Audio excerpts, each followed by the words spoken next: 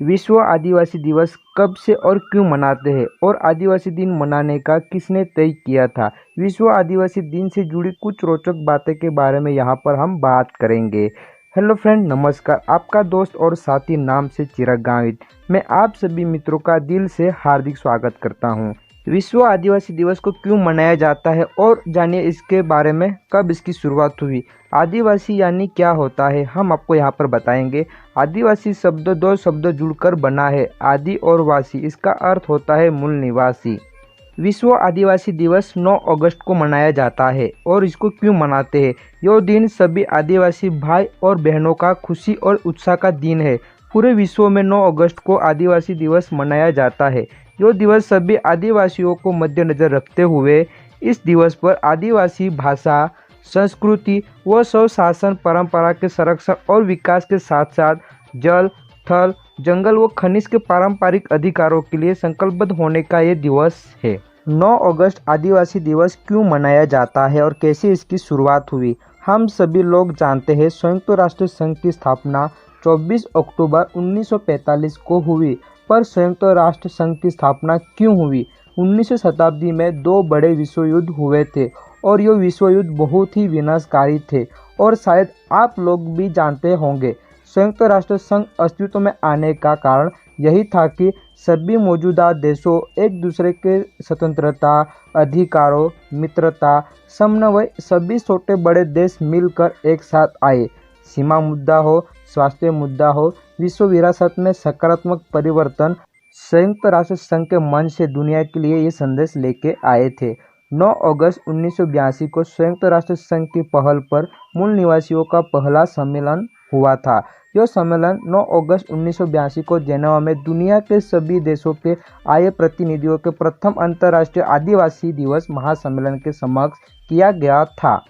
इस अवसर पर संयुक्त राष्ट्र संघ के तत्कालीन महासचिव एंटोनियो गुटेरेस ने साथ ही यह भी घोषणा की, इस ऐतिहासिक अवसर पर हम आदिवासी समाज की आत्मनिर्भरता, स्वशासन, पारंपरिक भूमि क्षेत्रों और प्राकृतिक संसाधनों समेत अनेक सभी अधिकारों के लिए प्रतिबद्ध है। इसी महासभा में व्यापक चर्चा के बाद दुनिया के सभी देशों को 9 अगस्त आदिवासी दिवस मनाने का निर्देश दिया गया था। संयुक्त राष्ट्र संघ ने तय किया था 21वीं सदी में विश्व के सभी देशों में रहने वाले आदिवासी समाज को भारी अपेक्षा, गरीबी, अशिक्षा और न्यूनतम स्वास्थ्य सुविधाओं के अभाव के कारण साथ साथ बेरोजगारी तथा मजदूरी, भेदभाव, अपने अधिकारों का हक न मिलना जैसे समस्याओं से उलझे हुए रहते हैं। संयुक्त राष्ट्र के द्वारा आदिवासी समाज की महासम्मेलन की पहली बैठक में आदिवासी मानव अधिकारों को लागू करने के लिए 1982 में विश्व स्तर पर UNWGIP नामक विशेष कार्यदल का गठन किया गया था। 3 जून 1993 को ब्राजील में आयोजित विश्व पृथ्वी दिवस के इंटरनेशनल सम्मेलन में विश्व के आदिवासियों की स्थिति को समझा और चर्चा कर इसके लिए विशेष प्रस्ताव पारित किया। 1993 में UNWGIP के 11वें अधिवेशन में प्रस्तुत आदिवासी अधिकार घोषणा पत्र के प्रारूप को मान्यता मिलने पर 9 अगस्त 1994 को UNO के जेनेवा महासभा में सबके सहमति से इसे पूरी दुनिया के देशों में ये सारे नियम लागू करने का फैसला निर्देशित किया गया था। इसके बाद से प्रत्येक 9 अगस्त को अंतर्राष्ट्रीय आदिवासी दिवस, international day of the world indigenous people मनाया जाने लगा। यानी कि विश्व आदिवासी दिवस 9 अगस्त को मनाया जाता है। विश्व आदिवासी दिवस मनाने के लिए जब हम रंगमंच में विभिन्न लोकगीत, संगीत, नाटक और नृत्य से लोगों के दिलों में अपनी पहचान और इतिहास को उभारने की कोशिश कर रहे हैं। 9 अगस्त विश्व आदिवासी दिवस पर यह गीत को भी याद किया जाता है और यह लोकगीत कभी हम भूल नहीं सकते। 9 जनवरी 1900 को डोंबारी पहाड़ पर बिरसा मुंडा के लोकगीत में यह गीत याद किया जाता है। चलिए ये गीत को हम दोहराते हैं। चलो आप लोग भी ये गीत को दोहराइए। डोंबारी बुरु चेतन रे ओकाई, दुमक रुतना को सुसंतना, डोंबारी बुरु लतर रे कोकई, बिंगुल सड़ितना को, संगिल कदा डोंबारी बुरु चेतन रे बिरसा मुंडा। अर्थात डोंबारी पहाड़ पर कौन मांदर बजा रहा है, लोग नाच रहे हैं। डोंबारी पहाड़ के नीचे कौन बिगुल फूंक रहा है, जो लोग नाच रहे हैं। डोंबारी पहाड़ पर बिरसा मुंडा मांदर बजा रहा है और लोग नाच रहे हैं। आज के दौर में विश्व आदिवासी दिवस को खास तौर पर मनाया जाने लगा है।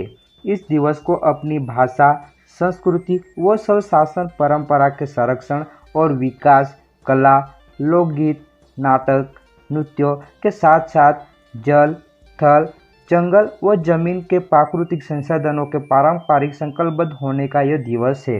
9 अगस्त को 1994 से इन मूल निवासी जातियों के लिए बुनियादी सुविधाओं के लिए प्रावधान पर ध्यान दिया गया है, लेकिन 26 जनवरी सन 1950 को संविधान अस्तित्व में आया तब भारत देश अंग्रेजों के शासन से स्वतंत्र हो चुका था। यहाँ हम आपके साथ संविधान के बारे में बात करने वाले हैं।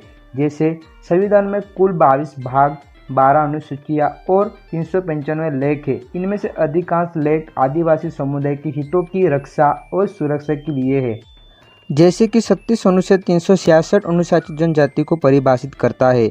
34वें अनुच्छेद 342 भारत के हर राज्य में रहने वाले अनुसूचित जनजातियों को सूची को दर्शाता है। पंचायत के 73वें संशोधन द्वारा अनुच्छेद 244(1) के तहत 5वीं अनुसूची के तहत देश के राष्ट्रपति ने 24 दिसंबर 1996 को पंचायत क्षेत्र विस्तार अधिनियम PESA लागू किया। PESA अधिनियम से जो आदिवासियों की सांस्कृतिक और सामाजिक स्थायित्व को संरक्षित करता है।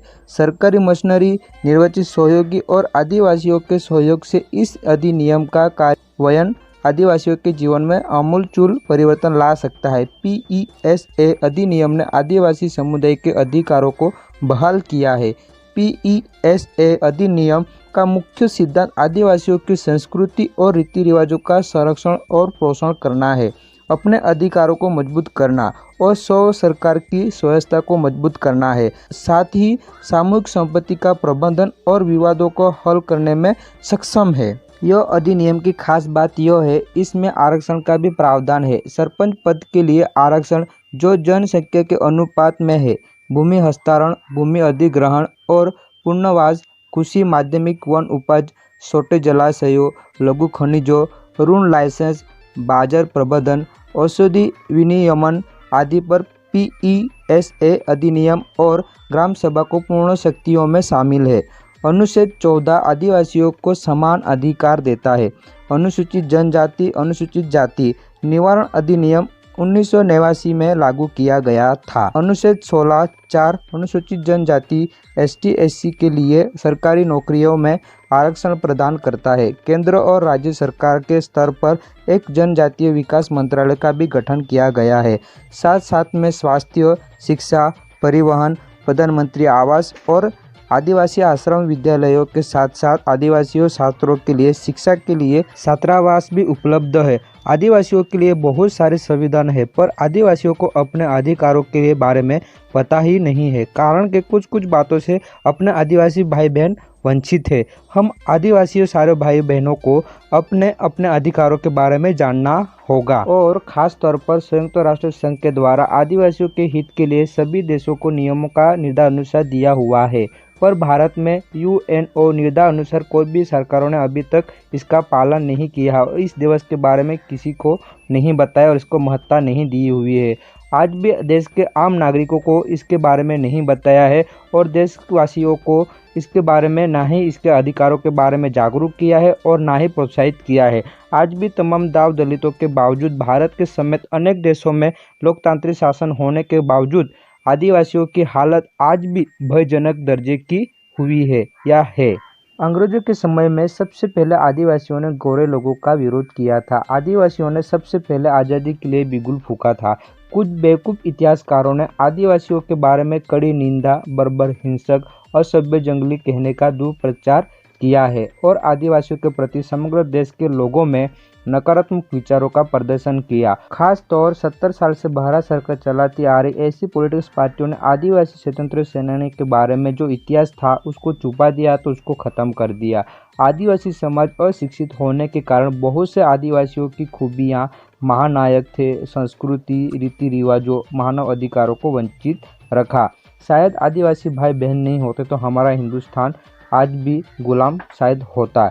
कुछ मूर्ख इतिहासकारों की वजह से आदिवासियों के खिलाफ जो लेख मिले हैं, जिससे आदिवासियों को संशय भ्रम की नज़र से देखा और समझा जाता है।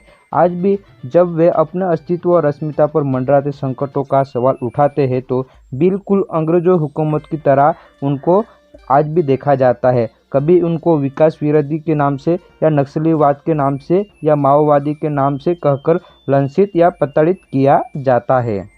यही नहीं, अब तो देश के संविधान बद्ध प्रावधानों को लागू करने की आवाज़ उठाने के प्रतीक रूप में झारखंड के अपने ही गांव में पत्थर गाड़ने मात्र पर इन्हें देशद्रोही तक कहा जा रहा है। इनके पत्थर गड़ी करने का एक ही मात्र कारण है, इनके बचे कुछ जंगल इलाके को सरकार द्वारा बड़ी निजी घरानों की लूट की खुली छूट दी जा रही है। विकास के नाम पर अगर सबसे ज़्यादा कोई अगर झेल रहा होगा विनाश, तो वो आदिवासी भाई है। विकास के नाम पर इनके जल, थल, जंगल, जमीन और प्राकृतिक संसाधन पर इनकी नज़र गड़ी हुई है। झारखंड की राजधानी रांची आदिवासी बहुसंख्यक थे, पर वहाँ अभी अल्पसंख्यक हो गए हैं। आप लोग ये बात सुनकर हैरान हो जाएंगे। सामान्य समाज के लोगों के विस्थापित होने पर महज उनकी जमीन ही जाती है, लेकिन जब एक आदिवासी समाज कहीं से उजड़ता या विस्थापित होता है तो वर्षों से बसाई उनकी भाषा, संस्कृति और परंपरा हमेशा के लिए नष्ट हो जाती है। आज के दौर पर अगर देखा जाए, जबकि हर समाज और व्यक्ति अपने विकास के लिए चांद और मंगल की ऊंचाई को छूना चाहता है, लेकिन सिर्फ एकमात्र आदिवासी समाज ही ऐसा है जो सिर्फ इतना ही चाहता है कि उसके अस्तित्व और अस्मिता और अधिकारों की गारंटी हो, उसके आगे बढ़ने के लिए समान अवसर उनको मिलता रहे। 11 करोड़ आदिवासी यही चाहता है अपनी भाषाओं का पोषण हो। जब तक अपने परिवार, गांव, अपने लोगों के बीच में अपनी भाषा में बात नहीं करेंगे, तब तक भाषा का संरक्षण नहीं होगा। मलयाली, मराठी, बंगाली भाषाओं के तर्ज पर आदिवासी भाषाओं की भी पढ़ाई करानी चाहिए, या तो एक माध्यम के रूप में स्कूलों में उनकी शुरुआत होनी चाहिए। 11 करोड़ आदिवासी आबादी गाँवों में ही रहती है, जहां बच्चे दूसरी भाषाओं के बारे में कम जानते हैं। अगर उनको मातृभाषा में उच्च अभ्यास कराया जाए तो आदिवासी बच्चों में भी हाई लेवल की जॉब या प्रोफेशन पाने की चाहत बढ़ सकती है। जब से भारत में 9 अगस्त विश्व आदिवासी दिवस मनाते आ रहे हैं, तब से 11 करोड़ आदिवासियों में अपने अधिकारों, संगीत, कला और भाषा संस्कृति प्रति इनका आकर्षण बढ़ा है और अपने अधिकारों के लिए जगह जगह पर जागरूकता फैल रही है। इस समाज में शिक्षित लोगों का और प्रतियोगी परीक्षाओं में इनका प्रदर्शन ज़्यादा ही बढ़ा है, जिसकी वजह से आपको एक नई पहचान दिखाई देगी। बहुत से क्षेत्रों में यह समाज का प्रगति आपको बड़ी दिखाई देगी। शिक्षण क्षेत्र हो, समाज सेवा क्षेत्र हो, स्वास्थ्य क्षेत्र हो या देश प्रति प्यार भावना, दूसरे समाज के साथ लोक व्यवहार इनका बड़ा है, जिसकी वजह से आपको एक नई पहचान दिखाई देगी। एक आदिवासी समाज जो गौरवशाली परंपराओं को बरकरार रखता है, क्योंकि ये वर्तमान से एक उज्जवल भविष्य और समाज की मुख्य धारा में आता जा रहा है। हम लोगों ने हमारे सामने जो इतिहास था, हमारे आदिवासियों की अखंडता, देश प्रति कुर्बानी, अपना रीति रिवाज, जल, थल, जंगल, जमीन, प्राकृतिक संसाधनों, भाषा का विलुप्त होना, ऐसी चीज़ों को हमने आपके सामने उजागर करने का प्रयास किया है। हमारा यही ध्येय था कि 9 अगस्त आदिवासी दिवस की शुरुआत करनी क्यों पड़ी थी। हम लोगों ने आपके सामने कुछ तथ्यों को रखा है। 9 अगस्त आदिवासी दिन यानी कि आदिवासियों की गरिमा, अस्मिता, अखंडता और मानव अधिकारों को बचाने जैसी चीज़ों को हमने यहाँ पर उजागर करने का प्रयास किया है।